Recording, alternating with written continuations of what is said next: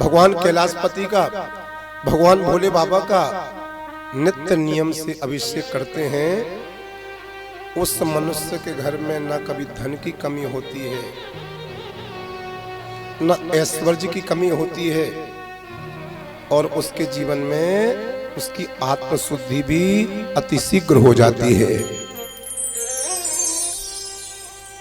भगवान शंकर जी पर जो गंध और चंदन का लेपन करते हैं, उससे उस व्यक्ति के पापों को नष्ट कर दिया जाता है। और गंध चंदन लेपन करने से भोले बाबा के लिए भोले बाबा उसके पुण्यों का भंडार भर देते हैं। जो भोले बाबा को नैवेद्य अर्पण करता है भोग, तो नैवेद्य अर्पण करने मात्र से उस व्यक्ति को किसी भी प्रकार की भोले बाबा कमी नहीं रहने देते हैं, उसके जीवन में संतुष्टि आ जाती है और उसकी उम्र में वृद्धि होती है। जो भगवान शंकर जी को धूप दिखाते हैं, धूप अगरबत्ती, उनकी यदि पूर्वज परेशान हों, उनके पूर्वज यदि दुखी हों, उनके पूर्वज यदि अतृप्त हों, तो जो भक्त नित्य नियम से भोले बाबा को धूप दिखाता है, धूप लगाता है, उनके पूर्वजों को बहुत शांति मिलती है, संतुष्टि मिलती है। जो भोले बाबा को नित्य दीप दिखाता है, दीप दर्शन कराता है, अर्थात आरती उतारता है, साज्यम च वर्ति संयुक्तम बन्हेन योजितम मया दीपम ग्रहण देवेशः त्रिलोक्य तिमिरापहम।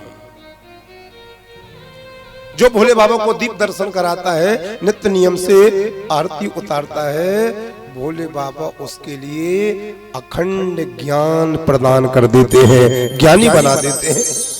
जैसे वो दीपक प्रज्वलित होकर के अंधेरे में प्रकाशित हो जाता है और हम सबको राह दिखा देता है।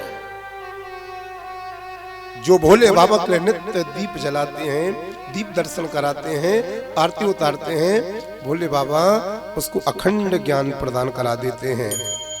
और जो भोले बाबा को नित्य नियम से पान अर्थात तांबूल अर्पण करते हैं, भोले बाबा उस भक्त की संसार में जितनी भी कामनाएं होती हैं, संसार की जितनी भी इच्छाएं होती हैं, पान अर्पण जो भोले बाबा को करता है, भोले बाबा संसार की समस्त मनोकामना उस भक्त की पूरी कर देते हैं।